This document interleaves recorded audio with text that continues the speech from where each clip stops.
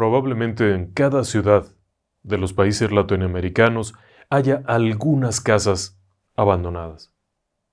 Muchas de estas es posible que sean herencia colonial, casas que por el tiempo y el costo de darle su mantenimiento estén abandonadas. Sin embargo, y le aseguro que también hay casas que son relativamente nuevas, o por lo menos que estarían dentro de su tiempo de vida útil, y sin embargo han quedado abandonadas porque algún suceso las ha marcado, porque algo ha ocurrido ahí, alguna cosa terrible, que llevó a sus dueños a abandonar aquella propiedad, a salir de allí y nunca volver.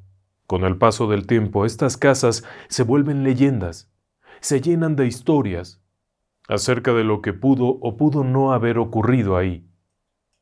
Sin embargo, algunas de estas historias no solamente son reales, sino aterradoras, y tienen que ver con una mezcla entre lo natural y lo sobrenatural. Acompáñame. Comenzamos.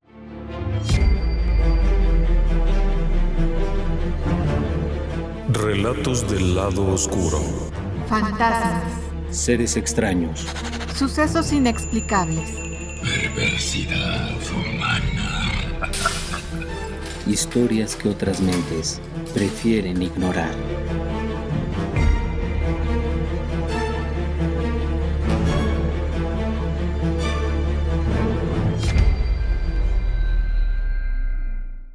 Cuando un arquitecto diseña una casa, se esmera en darle ciertos toques, su identidad, un cierto orden que sea atractivo para un cliente, que cubra las necesidades, que sea vistoso, llamativo, pero grato. Se escogen los materiales dentro de un cierto presupuesto, no los más baratos, no, sino aquellos que corresponden a este bien, que sean gratos para quien lo va a ocupar y que le den un buen servicio. Por lo menos una persona dedicada a esto y con integridad es lo que busca, un equilibrio entre la calidad de los bienes que está construyendo y el costo que puede pagar una persona. El hecho, y algo que es invariable, es que uno como constructor puede meter todo lo que quiera, pensar todo lo que quiera, esperar todo lo que quiera de ese inmueble, pero la realidad es que nunca sabremos a ciencia cierta para qué fue ocupado. Y es ahí donde comienza esta historia. Déjeme que lo lleve atrás en el tiempo. Más o menos 1992 o 1993. Una familia busca casa. No le voy a decir exactamente la ubicación, solamente le diré que es al norte del Estado de México, hacia la zona conocida como Arboledas, Atizapán. Es una zona que en aquel momento estaba teniendo un cierto auge. Hay vivienda muy cara en este lugar y un poco más allá hay un club de golf con hermosas residencias. Sin embargo, hacia la parte perimetral hay viviendas de buen nivel. Viviendas que para aquel entonces eran caras. Y es una zona buena, está bien comunicada y todo aquello, punto y aparte. Una familia ha estado buscando casa ya durante un buen rato. Se trata de papá, mamá, hija, 2 hijos y el abuelo. Son la señora Mari, Rogelio, el esposo, 2 muchachos más o menos de unos 17 o 18 años, uno de ellos es Roger, y la niña es la pequeña, 15 años más o menos, Lili. El abuelo no es un anciano, es un hombre fuerte, es un hombre de negocios. Vive con la familia porque la abuela falleció algún tiempo atrás y no le gusta estar solo, así que vino a vivir con su hija, Mari. Es una persona, ¿cómo decirlo?, correcta. Un hombre fuerte, en plenitud y correcto. Trabaja fuerte, se mantiene y ayuda a sus demás hijos. Así que cuando Mari le externa la idea de que necesitan una casa más grande, está totalmente de acuerdo. El lugar donde viven, muy hacia la zona central de la Ciudad de México, no es apropiado y mucho menos para Lili. Lili va a ir a estudiar y cerca de aquel rumbo hay una preparatoria muy afamada y luego está una universidad mucho más afamada. El abuelo no tiene ojos para otra persona que no sea Lili. Es su consentida. Le prometió que si sale con buenas calificaciones, él le va a pagar la escuela donde ella quiera. Así que comienzan a buscar casas.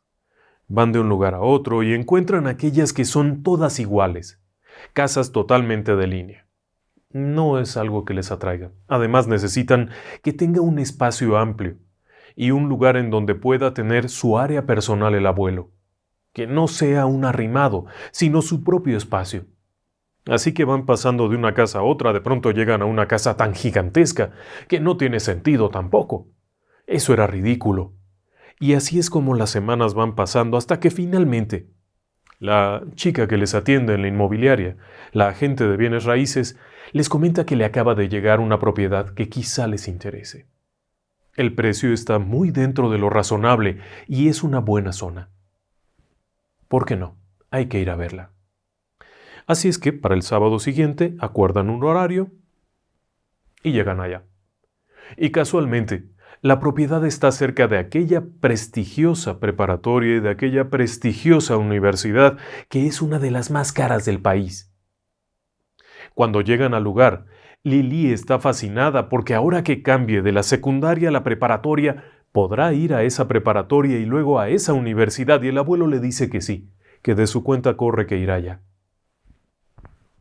Así que bueno, después de dar unas pocas vueltas por aquí y por allá para ubicarse, ver más o menos cómo está esto, los chicos grandes ya también van a ir a la universidad, estos quizá van a ir uno acá, otro allá, se puede ir, finalmente llegan a la casa.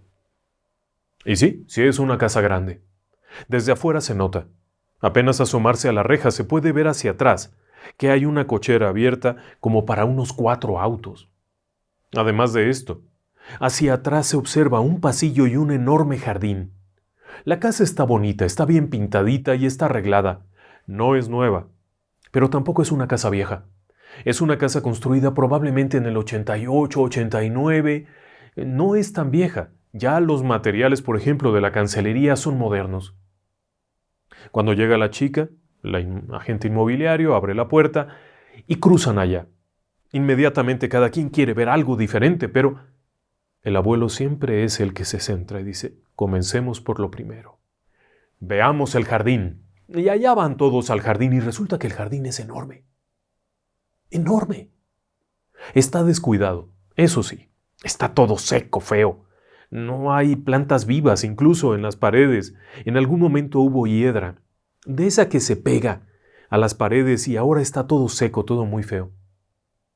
No observa que haya daños en ningún lado. No se ve fracturadas las paredes, se ve bastante limpia la construcción.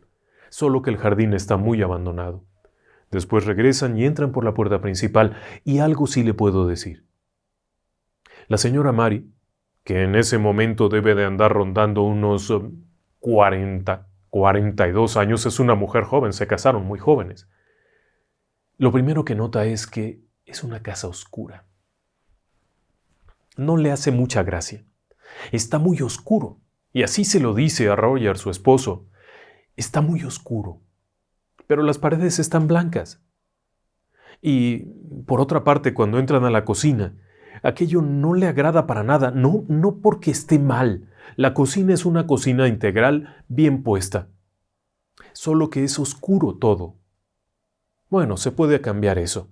Las ventanas de la parte trasera y las del frente son grandes, pero tienen una especie como de película oscura, como un polarizado. Quitando eso seguramente mejora.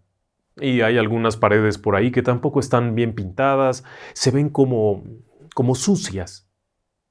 No se preocupe, todo se puede arreglar. Suben las escaleras y arriba el espacio también es muy amplio. Son varias recámaras. Alcanza perfectamente para que el abuelo tenga su propia recámara con su propio baño. Y si tienen un poquito de cuidado, una especie de salita de tele, se puede anexar como el estudio del abuelo. Le gusta tener un espacio para sus documentos, sus cosas del trabajo, etc. Y aún así, alcanza perfectamente para que Lili tenga su recámara propia, los chicos tengan la suya y papá y mamá la suya. Y todavía si usted sube otro piso arriba, hay un área que fue considerada para servicio, pero que perfectamente se podía adaptar para un salón de juegos. Ante tal situación, no hay mucho que discutir. El abuelo pregunta el precio y se sorprende. Aquella chica, la agente inmobiliaria, le informa acerca de las condiciones del trato, el valor, y realmente el precio es bajo. En comparación con otras propiedades por ahí, es bajo. Si bien la casa está descuidada, sí está descuidada. Algunas paredes se ven grises. Aun cuando alguien las intentó pintar de blanco, se ven grises. Está sucia porque obviamente la persona que vivió aquí era descuidada. Hay como manos sucias en diferentes partes. Luego, por ejemplo, las puertas. Algunas puertas están como arañadas. Seguramente la persona que vivía aquí tenía un perro y no lo cuidaba. El animalito nervioso encerrado en una habitación habría rasguñado las puertas. Se observa esto. Los muebles de baño también son poco agradables. Rápidamente el abuelo saca una libreta y comienza a anotar. Y quedan con la chica de confirmar unos días después. Bien, muchas gracias, con permiso, con permiso. Y comienzan a cotizar. El abuelo siempre ha tenido su albañil, don Pedro. Es un señor también más o menos de la edad del abuelo, y los hijos le ayudan. Así que lo hace venir y se ponen de acuerdo y platican y hacen cálculos. Aún con todas las reparaciones, la pintura, el arreglo del jardín, el cambio de muebles de baño y hasta con una cocina nueva, la casa sigue siendo económica, en comparación con otras propiedades que había por ahí. Don Roberto, el albañil, lleva también al carpintero, que es el Pechugas, un amigo suyo de toda la vida y que también ha trabajado para el abuelo en muchas ocasiones. Así que, después de analizar las conveniencias, el hecho de que Lili, la nieta, puede perfectamente manejar desde la casa hacia su escuela. Es muy cerca y es una buena oportunidad para que se libere un poco y aprenda a ser independiente. Los chicos para ir a sus universidades también pueden ir sin mayor problema y el abuelo tiene un espacio enorme porque su negocio lo hace en casa. Es un hombre que lleva contabilidades de empresas y de personas y le va muy bien. Es un hombre bastante acaudalado, seamos realistas, así es que le dice a Mari, su hija, cómprala. A ella no le pareció tan espectacular, pero ciertamente el jardín se puede hacer algo maravilloso. Salvo que esa oscuridad rara no le gustó. Bueno, como sea, llega el momento en el que hacen el trato. Van a la notaría. En este sitio, en las notarías, es en donde se reúnen los compradores con los vendedores para formalizar la operación, hacer los pagos, firmar la cesión de derechos, todo lo que corresponda. Cuando llegan allá, el vendedor es un hombre mayor. Es un hombre menudito, bastante mayor. Cuando saluda cortésmente, además un hombre muy puntual que llega exactamente a la hora. Después de presentarse, saludar cortésmente, preguntar quiénes son los compradores, informa que él es el apoderado. No es el propietario. Simplemente es la persona que legalmente va a vender la casa. Está bien, no hay problema.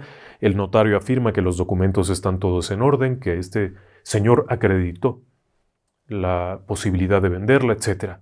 Bien. Intentan hacerle la plática. Pero este señor, que en apariencia se ve frágil, es un hombre ya mayor, pequeño, enjuto. No es muy parlanchín. Cuando le preguntan si la casa era de él, responde que no. La casa era de su hija y su yerno.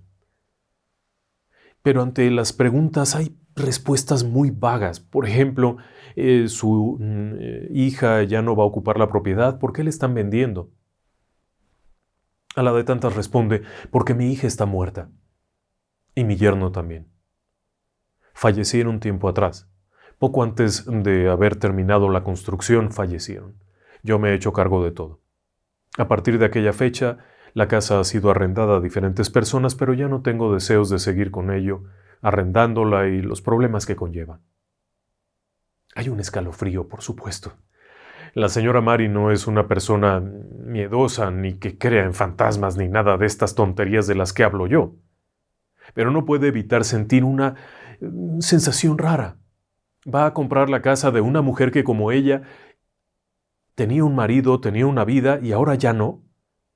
No puede evitarlo y se le escapa preguntar cómo murieron. A lo que aquel hombre responde tranquilamente, no murieron en la casa. Fallecieron en un accidente de tránsito en un viaje. Por lo menos un alivio, ¿no? No murieron dentro de la casa, ya era ventaja. Pero a partir de ese momento, la sensación de Mari se vuelve peor todavía. Con razón sentía tan oscura la casa. Esa casa no había tenido una dama que la quisiera. O un varón. El hecho es que, conforme pasan los minutos y en lo que llegan los documentos o no llegan y todo aquello, la única pregunta que les hace aquel caballero, aquel hombre mayor, es clara y contundente. ¿Tienen niños? A lo que Rogelio, el papá, responde, no, realmente no, ya son gente grande. La más pequeña tiene 15 años y luego 18 y 19, no son pequeños ya. Ah, está muy bien. ¿Por qué lo pregunta? No, nada más por curiosidad. Una familia bonita. Son una familia muy bonita, les felicito. Acto seguido proceden con las firmas y cada quien a lo suyo. En ese mismo momento, la chica de la agencia inmobiliaria entrega las llaves y se van. Unos días después, no ha pasado más allá de una semana o semana y media, cuando el abuelo llega con su albañil de toda la vida, don Roberto, y trae consigo un par de muchachos. De acuerdo con las instrucciones de Mari, su hija, esta pared va de este color, esta otra va de este color. Aquí, por favor, me tallan esto, me limpian esto, muchachos, hay que quitar todo el pasto. Y van caminando y va dando instrucciones. Don Roberto se acuerda de todo, es un hombre que ha trabajado mucho esto, así es que sabe. Me limpian esto de aquí y allá, y mira, por favor, Roberto, tírame estos muebles de baño, no te los vayas a querer llevar, rómpelos, échalos al escombro, están muy feos, mira qué cosa tan fea. No sé qué les habrán echado, pero ve cómo se hicieron. Y efectivamente, el inodoro, la parte que es pulida, que es brillante, está como carcomido, una cosa muy fea. Todo esto tíralo, quítame los azulejos, quítame, límpiame todo. Mira, Roberto, vamos para arriba, y van para allá, y van para acá. Total que terminan y ya todos de acuerdo. El abuelo entrega dinero a don Roberto para que empiece los trabajos. Y empiezan los trabajos. Al mismo tiempo que estaban ahí, ya don Roberto se había puesto de acuerdo, había mandado traer un par de chamacos más. Mañana te traes con la camioneta las escaleras y todo el mundo a trabajar. Y hasta ahí, todo va muy bien. 2 días después de haber iniciado los trabajos, Roberto está muerto. De pronto, mientras estaban lijando unas paredes y había 2 muchachos con él trabajando, Roberto subió hasta arriba, al último nivel, para trabajar él esa área. Cuando de pronto baja las escaleras, trastabillando un poco, como a punto del desmayo, sigue avanzando uno de sus ayudantes, un pintor. Un muchacho joven que estaba por ahí lo vio, con el rostro blanco, completamente lívido, con una expresión rarísima. Caminando con dificultad y tambaleándose, aquel muchacho corrió a alcanzarlo. Pero antes de que lo pudiera sostener, Roberto había caído. Apenas cruzar la puerta de la casa, ni siquiera llegar a la calle, a la banqueta, cayó, desmayado. Lo subieron al automóvil, lo llevaron al médico, ya no llegó con vida. Había fallecido ahí. Aparentemente un infarto o algo similar. El hecho es que había sido fulminante. Aquello era muy triste, por supuesto. Roberto era una persona sana, fuerte, no había tenido ningún problema, no era diabético, no era fumador, era un hombre de trabajo. El otro muchacho aseguraba que su expresión en el rostro era horrible. ¿Y cómo no va a ser horrible si te está dando un infarto? El abuelo no creía en esas tonterías, así es que manda a traer otra persona. El nuevo trabajador hace sus cálculos, hace su presupuesto y comienza a trabajar. Pero pocos días después, enferma. Y enferma repentinamente, de una forma rara. Eran 3 o 4 trabajadores que habían comenzado a tallar paredes, a limpiar, a todo esto, lo que no había podido hacer Roberto. Cuando el jefe de ellos se enferma, repentinamente, cuando el abuelo va a verlo y le pregunta qué pasó, aquel hombre no le quiere decir nada, simplemente le dice que no pueden trabajar. Que lo lamenta mucho y que no pueden trabajar y que no pueden trabajar. Y 3 o 4 días después el tipo está inconsciente. Como si se hubiera intoxicado con algo terrible. Al abuelo le da miedo. Piensa que quizá la pintura, alguna sustancia tóxica, algo podía haber habido ahí. Pero los demás muchachos están bien. alguien les recomienda un arquitecto. El arquitecto era un hombre joven, muy activo, muy dinámico, con muchas buenas ideas, y en cuanto entran en contacto, al abuelo le encanta la idea de este muchacho tan activo y con tan buenas ideas. Rápidamente toma una pluma, le hace un dibujo de cómo se le ocurre, recorre en la casa, le dice que hay que cambiar aquí, que hay que quitar esto, le informa cómo va a arreglar aquello de la salita de tele para que se adapte y tenga una puerta y otra acá, vamos a quitar esto, vamos a quitar lo otro, y le alcanza bien, aun cuando es algo más caro que lo que planeaba hacer con Roberto, le alcanza bien. Después el hombre aquel, el arquitecto, viene y le enseña unas fotos de unas plantas preciosas a la señora Mari. Lirios persas, vamos a poner aquí lirios persas. Allá, vamos a poner un framboyán en esa esquina para que ilumine un poco de color. Vamos a meter color por acá con estas otras plantitas. Y vamos a meter un pasto cuernavaca precioso por aquí. De esta forma, quitamos, metemos lama. Después camina para acá y es un hombre joven, así es que rápidamente los convence. Y comienza a trabajar, pero de hecho es un gran arquitecto. Si bien en ese momento era muy joven, era una persona que tenía toda una familia atrás de arquitectos, albañiles, pintores, así que llega un ejército de gente. Y en muy pocos días, la casa cambia por completo. Ha tenido que cambiar algunos vidrios que estaban ya demasiado oscurecidos. Por alguna razón quizá de mala calidad, piensa él, los vidrios se habían opacado. No es que les hubieran puesto alguna película o algo, simplemente estaban opacos. Quita todo eso, cambia los azulejos, cambia muebles de baño, puertas, les cambia lienzos. El hecho es que cuando un par de meses después llega Mari, la casa está increíble. El jardín es una delicia, justamente como ella lo quería. El muchacho interpretó exactamente cada cosa que ella quería. Arriba, la sala de juegos está encantadora, le ha cambiado el piso. Le puso un piso especial y todo va muy bien. A él no le preocupa nada. Cuando le cuentan que don Roberto se enfermó y murió y que el otro señor estaba también muy mal, realmente no le presta mucha atención. A él le interesaban los colores, los materiales, todo está muy bien. Llega la mudanza. Y comienzan a ocupar la casa. Es a principios de diciembre. Debe de ser 1992 o 93. Y se percatan de un detalle. La casa es extraordinariamente fría. Fría, horriblemente fría. A pesar de que por las ventanas entra el sol y la orientación se antoja correcta, viene del sureste al suroeste, o sea que en invierno debería de ser cálida. Pero no es así. Es especialmente fría. Tienen que estar en las habitaciones con calefactores eléctricos porque aquello es helado. Sin embargo, la casa es muy bonita. Y es por eso que invitan a la familia a que la cena de Navidad sea en casa. Esta vez van a venir todos los demás hijos del abuelo. Es una invitación general. Si bien Mari no tiene niños pequeños, en la familia sí hay niños pequeños, algunos de 4, otros de 6, de 8, hay unos chiquillos por ahí que son unos pícaros gemelos de 9, es un gentío. Pero la casa tiene espacio para celebrar en grande. Al frente, en las 4 cocheras, van a habilitar algo desde un balcón para que haya una piñata y los niños puedan divertirse de lo lindo. Por supuesto, el abuelo invita a toda la familia. Llegan allá.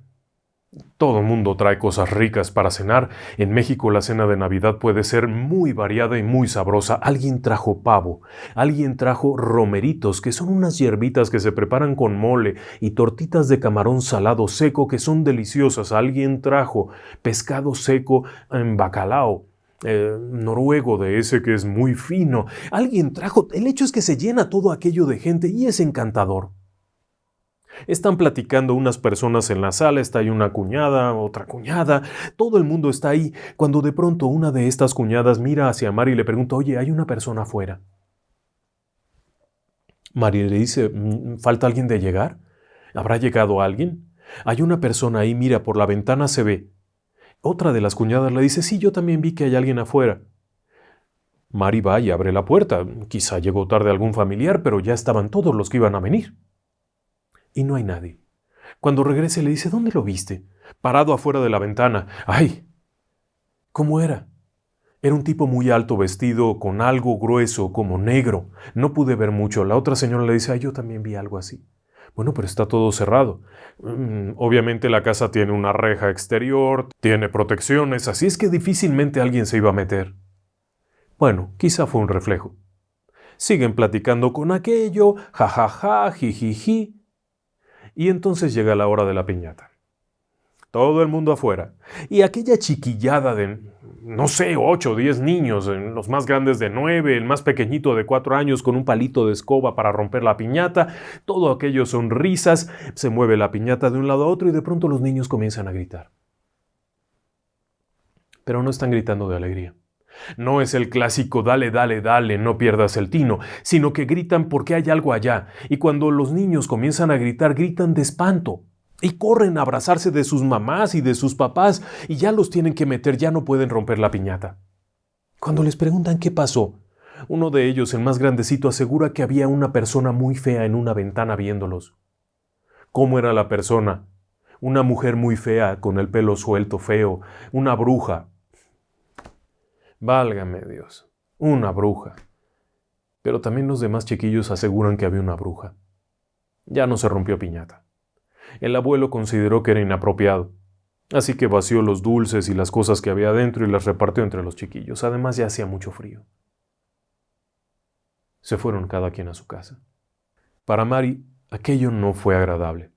Tenía la idea de que fuera un momento grato para todos, pero desde que sus cuñadas empezaron con aquello de «ay, mira, hay una sombra aquí, hay un hombre afuera», le pareció que más bien todo eso eran envidias.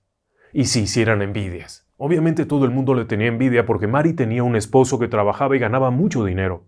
Y el abuelo vivía con ellos y el abuelo era un hombre muy bueno y que regalaba muchas cosas y todo el mundo sabía que en esta casa la mitad del valor de la casa la había pagado el abuelo.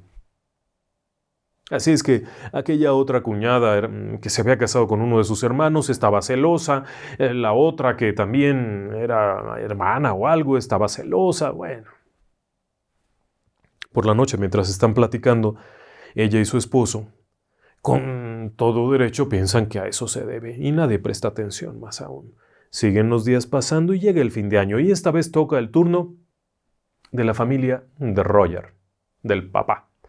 Sus hermanos son unos señores grandotes, gordotes, muy simpáticos, muy risueños, con unas esposas ruidosísimas. Las fueron a traer de alguna parte de la costa de Oaxaca y son un escándalo viviente. A donde llegan arman barullo, bailan, cantan, se ríen, gritan, cuentan chistes, son pícaras y se echan un montón de tequilas además. El caso es que toda aquella gente llega y al abuelo le encanta que vengan porque a todas las conoce y a todos también los conoce y se tratan muy bien.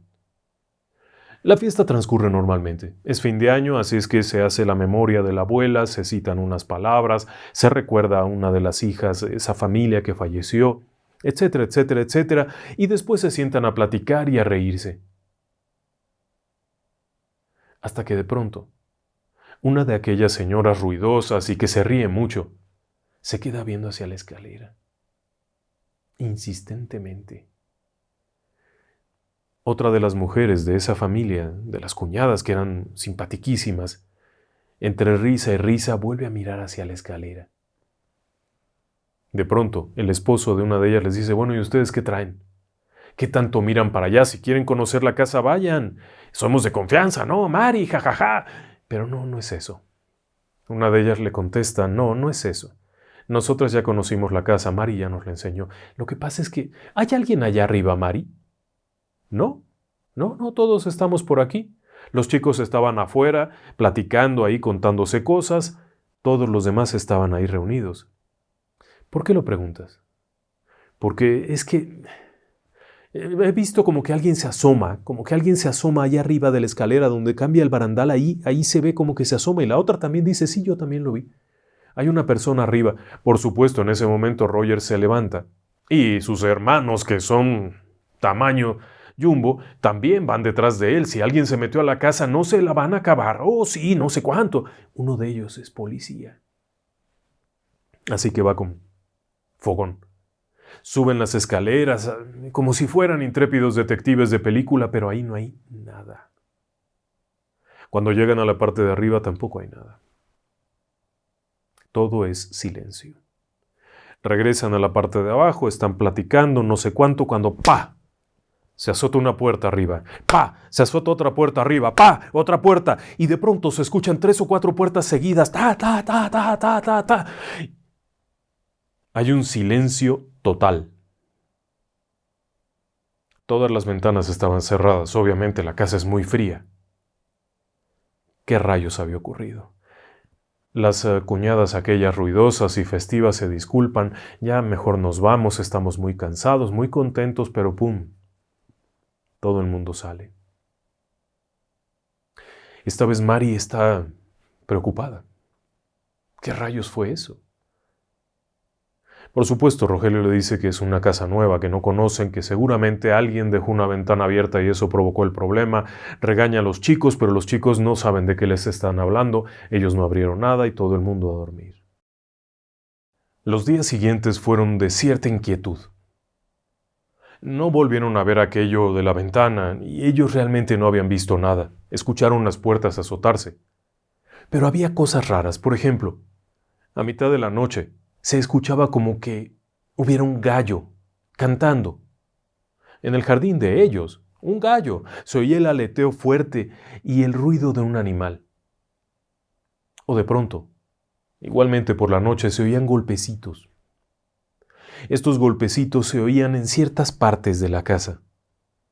Una noche de fiesta, cuando los chicos fueron a una fiesta y regresaron, aquello parecía sonaja porque los golpecitos se oyeron en muchas partes. Eso daba miedo. Pero no tanto miedo, era algo que no podían explicar, era algo raro. Quizá la casa se estaba acomodando, los cambios de temperatura. Pero luego comenzaron a pasar estas cosas feas. Por ejemplo, la pintura. Mari había sido cuidadosa de seleccionar unos colores muy bonitos en una de las habitaciones. En la de Lili, por ejemplo, había hecho una combinación de 2 colores, blanco aperladito con rosa. Una cosa encantadora que iba muy bien con la recámara de Lili, que era de tonos rosas. Una alfombra muy linda, de pelo grande, de esas que se usaban en los 90s, de gran pelo, rosa. Todo era una combinación preciosa, pero especialmente la pared del fondo tenía una textura inigualable. Y de pronto comenzó a ponerse gris. Tal como había pasado cuando llegaron, que todo estaba gris, esa pared se veía gris. Ya no era rosa. Después, en la planta baja, en el área donde estaba un pequeño estudio, una de las paredes había quedado con un color amarillo, pero no se imagine usted un amarillo pollito. Era un amarillo oro encantador que combinaba perfectamente con las maderas. Y se veía gris. Luego estaba el color aquel que había puesto en la cocina. Cuando cambiaron la cocina, una pared completa, le puso un color padrísimo, de un color como azul, que le daba mucha luz y mucha vida, y estaba gris, pero esto tenía un par de meses de haberse terminado, no era posible. Llaman al arquitecto y cuando llega este joven apenadísimo, les pide 1000 disculpas y ofrece hacer cualquier arreglo por su cuenta, no cobra nada y solo pide que le permitan traer gente y hacerlo rápido. Por supuesto que sí. El abuelo es un hombre muy considerado, le dice que sí, que adelante, que a veces estas cosas pasan. Llegan los trabajadores, lijan la superficie, vuelven a aplicar un sellador de alta calidad y traen la mejor pintura del mercado. Les muestra las cubetas nuevas de la mejor pintura del mercado que aplica siguiendo las instrucciones meticulosamente. Queda pintado aquello y se ve muy bien. Seguramente no habrá problemas. Y entonces comienzan los olores. Poco a poco iba reaccionando la casa a cada cosa que ocurría y que trataban de corregir, algo fallaba. Eso de los olores era muy notorio, comenzó a oler todo a drenaje. Pero de pronto, los olores a drenaje eran en zonas en las que ni siquiera había drenajes. Una pared del comedor por donde no pasaba ninguna tubería. Junto a ese lugar donde tienen los platos y los adornos había un olor penetrante a excremento. Hicieron venir al arquitecto que, por supuesto, y enseguida trajo trabajadores que destaparon todas las conexiones sanitarias, limpiaron los drenajes y casualmente todo estaba limpio. No había raíces, no había basura, no estaban obstruidas las tuberías. Si usted vaciaba un vaso con agua en uno de los lavamanos de la planta alta, enseguida aparecía en alguno de los registros de conexión y pasaba el chorrito de agua. De todos modos hicieron limpieza con una bomba, sellaron todo, cambiaron una coladera por aquí, un céspol por allá, pero los olores eran todavía más intensos. También había este otro problema. Usted encendía una luz, se apagaba el foco. Pero un rato después, ese mismo foco que aparentemente se había arruinado volvía a prender. El arquitecto no había tocado la instalación eléctrica, así es que lo contrataron para que revisara. Revisó todo, no había problema, no había cortos, todo funcionaba perfectamente. Y sin embargo, aún estando ahí de pronto, se apagaba el foco, para después prender otro foco en otra parte. Eran cosas raras, si bien incómodas, no podían ser denominadas como aterradoras, por lo menos en este momento. Hasta que ocurre aquello. Una tarde, cuando el papá llega, no hay nadie en la casa. Los chicos están con la mamá en alguna cosa, el abuelo estaba viendo un cliente, así es que él llega, se quita los zapatos, se pone unas pantuflas y va hacia la sala en donde se sirve de una cantina que han instalado un highball. Lo mueve y va para allá y se sienta cómodamente en un sillón, sube los pies y está descansando de un largo día de trabajo cuando de pronto detrás de él sale una persona caminando. Se le cae el vaso, por supuesto, de la impresión. Sale caminando. Puede ver claramente a esta persona, una mujer, avanzar caminando, pero no es cualquier mujer, es una mujer como encorvada, con el cabello suelto, canoso, sucio. La bruja. La ve caminando detrás de él dentro de la casa. Cuando se levanta para gritar, ¿qué rayos? No hay nada. A mitad del pasillo que une la zona de la cocina, el comedor, la sala, ¡pah! Desaparece aquello. Este hombre se espanta mucho. Cuando llega la familia lo encuentran visiblemente descompuesto sentado afuera en un escalón. Visiblemente descompuesto. Pero no quiere decirles nada, no quiere sugestionar a nadie. Quizás solo se confundió. Así es que les dice que, bueno, estaba muy cansado y solo salió a tomar el aire fresco y punto. El abuelo no le cree, pero tampoco puede decir mucho. Cuando ya todo el mundo está en sus habitaciones, el abuelo lo llama, que venga. Se sientan abajo en el estudio y le dice qué pasó. ¿Qué está pasando? Vi esto. ¿Estás seguro? Sí. Hay que hacer algo. Como tú quieras, abuelo, pero sí, me espanté. Bueno, voy a llamar a un cura. Si te lo parece bien, voy a bendecir la casa, porque ya son muchas chucherías como para que no nos quedemos así. Total, voy a ir a buscar al amigo. ¿Te acuerdas? El cura fulano. Hombre, sí, el de allá arriba. Sí, ese, lo voy a traer. Ya ves que es buen cura. Sí, ese es un buen hombre. Voy a llamarlo y a ver si puede venir la semana que entra. Sí, abuelo, muchas gracias. La vida sigue. Todo el mundo tiene trabajos y cosas que hacer. Y a veces, papá y mamá, Mary y Roger, se van muy temprano, porque tienen que ir al centro y son 2 horas de recorrido. El abuelo a veces también se va con ellos muy temprano porque va con ellos a diferentes asuntos. Y ese lunes en particular, todo el mundo se fue muy temprano excepto Lily. Lily entraba a las 8.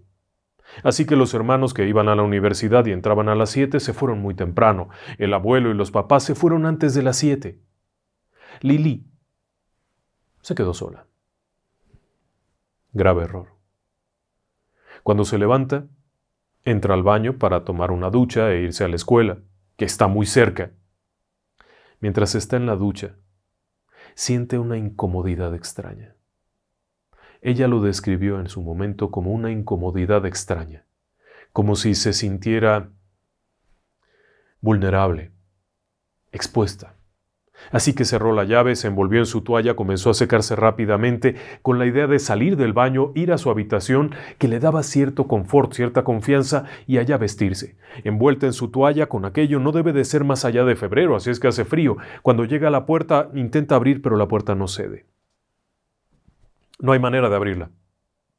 Insisto en que las puertas eran nuevas, las habían cambiado.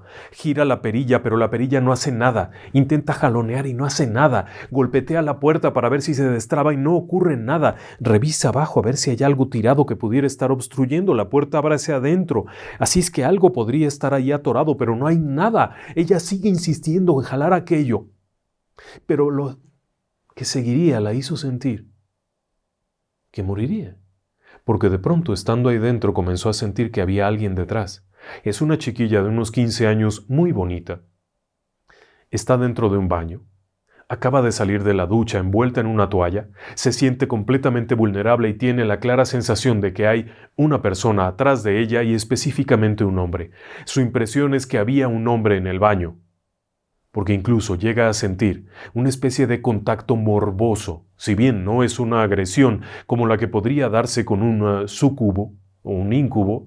Es una sensación de que algo la está tocando, claramente, y ella mira hacia atrás y no puede ver nada, no hay nada, pero siente esto y después siente que no solamente es uno, sino que hay otras presencias ahí, en el mismo baño donde ella está, sin ropa, sola, en una enorme casa sola. Aunque grite, nadie la va a escuchar, porque lo hace, grita, grita, grita, grita, y sigue tratando de abrir la puerta hasta que finalmente pierde el conocimiento. Cerca del mediodía, regresan papá y mamá. Fueron a arreglar algo y ya regresaron. Y les parece extraño, primero, que las cosas de Lili estén ahí. Su maleta de la escuela, su chamarra. Cuando mamá sube rápido a la recámara, ve que el uniforme escolar está sobre la cama. Se apresuran hacia el baño. Apenas tocar la puerta se abre. Y adentro, en un rincón, se encuentra a Lili, prácticamente en estado de shock. Así, como se lo digo, tras haberse desmayado había logrado recuperar un poco la conciencia y se quedó en un rincón temblando. No paraba de repetir el Padre Nuestro y de rezar lo que pudiera. Estaba en shock. Tendrían que llevarla con un médico para que le suministrara algún tipo de sedante y pudiera dormir. Varios días estuvo muy mal. Tuvo que quedar dormida con sedantes, con una serie de sustancias, porque su estado era tal que en cuanto despertaba entraba en una crisis de nervios. No podía ni siquiera decir qué fue lo que pasó. Asumieron que había sido un susto, que quizá había visto a alguien dentro de la casa, pero el abuelo y el papá creen, por supuesto, que era algo más. Que era algo más. Solo que no saben qué. Los muchachos, Roger chico y su hermano, no han visto nada, ellos no creen que haya nada. Sin embargo, y conforme pasan los días, hay cosas muy notorias, como por ejemplo que otra vez las paredes están grises. Esas que acaba de repintar el arquitecto están otra vez grises.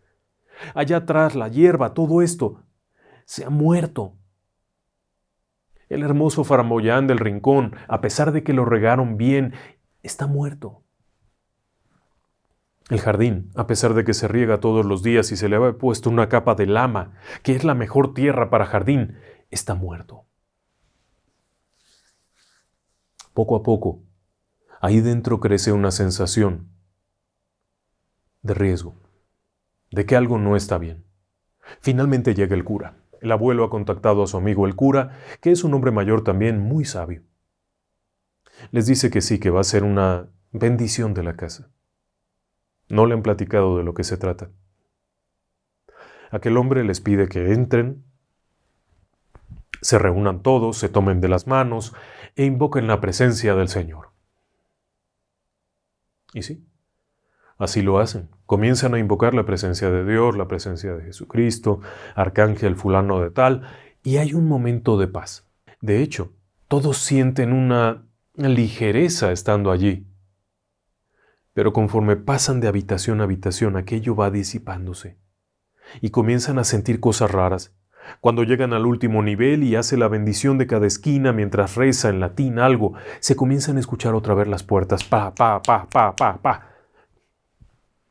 Baste decir que el amigo sacerdote salió muy pronto de la casa, sin poder explicar qué es lo que habían visto o sentido ahí dentro.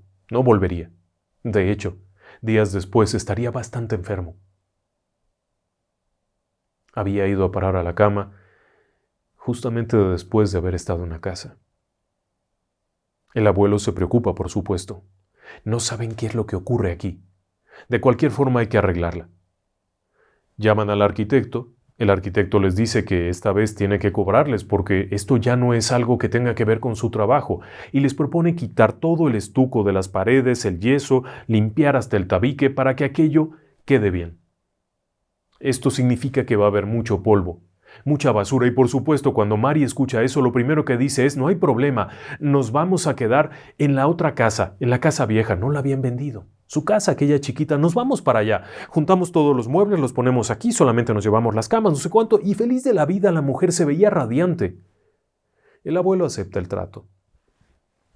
Van a ir a pasar allá unos días, sirve que Lili se recupere un poquito, ha estado muy delicada, aquella crisis de nervios. El médico que la está tratando dice que es algo propio de la adolescencia y que probablemente fue una descompensación y con algunos medicamentos, quizá un poquito de revisión porque quizás sea alguna cosita del lóbulo frontal, epilepsia del lóbulo frontal con alucinaciones y todo aquello. Puede ser, por supuesto, hay que hacer estudios, pero lo mejor es que esté en un lugar tranquilo y seguro, la casa vieja. Bien, bien, bien. El arquitecto viene y comienza a trabajar. Y sí, efectivamente, tal como lo prometió, lo iba a hacer muy bien. Empezó por pelar las paredes, tallar bien. Y tallar bien era lijar primero y después comenzar a descascarar las diferentes capas de pintura para ver si el yeso estaba averiado o si era otra cosa. Y entonces vino la llamada. El abuelo contestó. Y aquel muchacho se oía muy nervioso. Había sacado a su gente, todos para afuera. En la habitación principal, habían encontrado unos diagramas en la pared. Al quitar las capas de pintura, había este horrible dibujo en la pared. Era una especie de animal como hecho con tiza o con carbón, con algo así.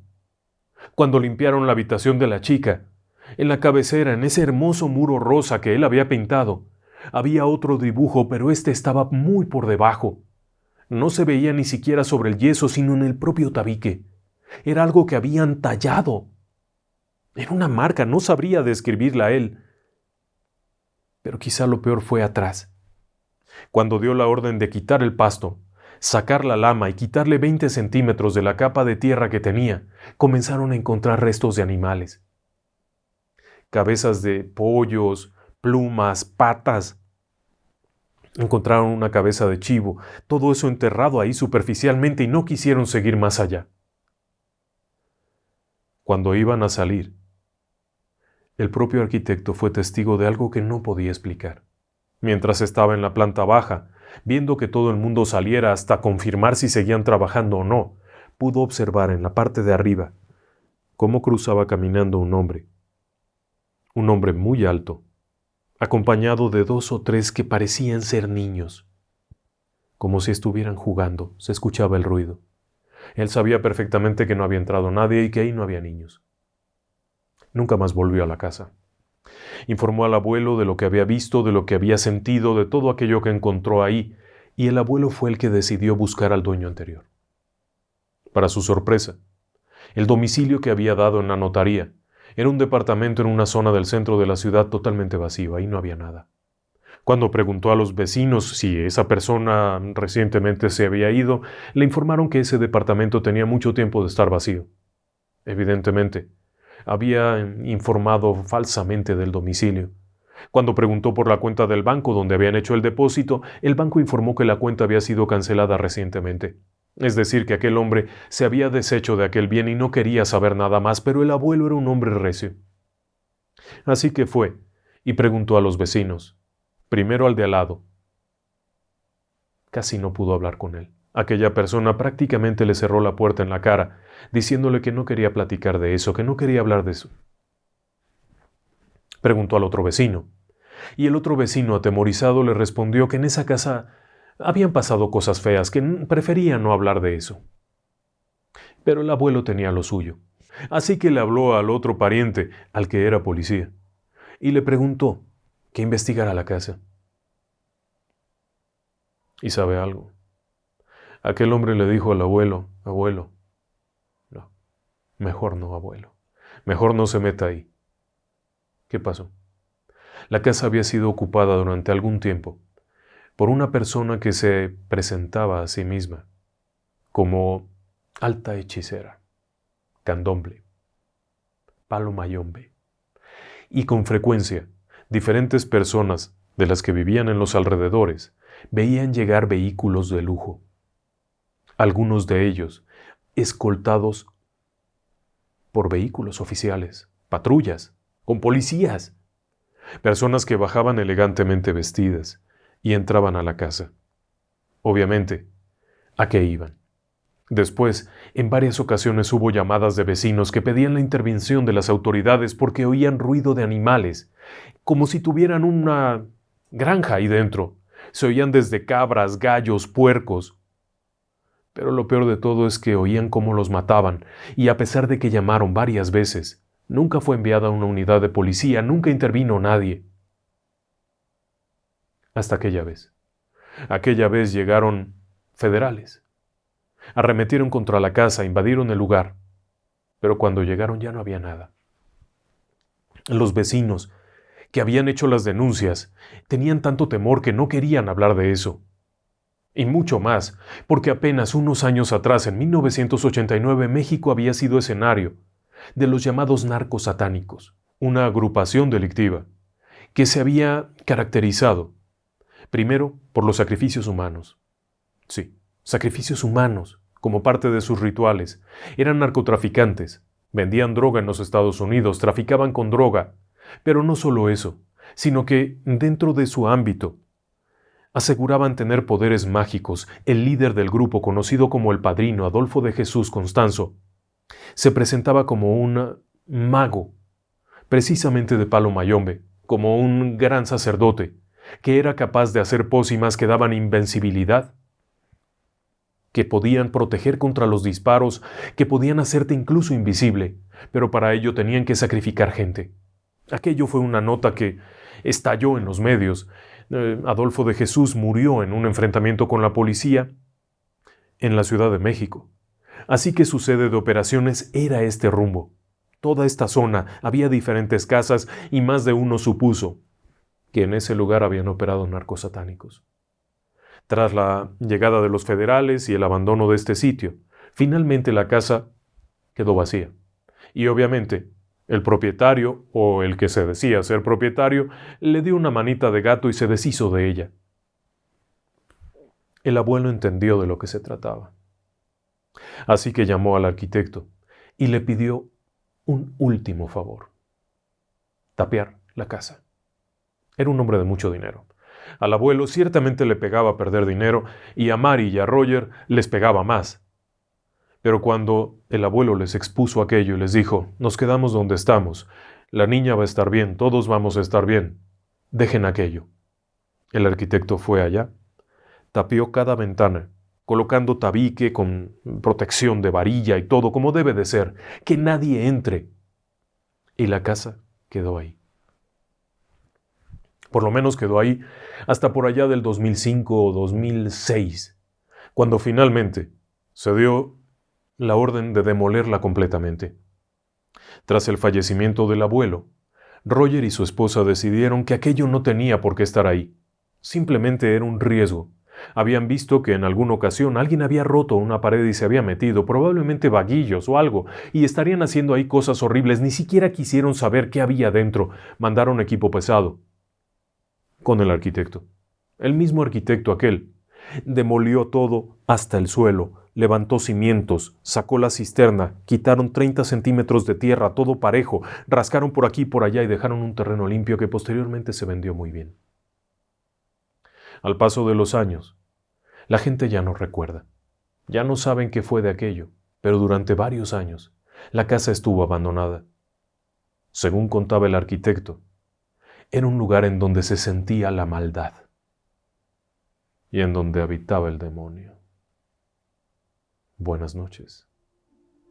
Hasta pronto.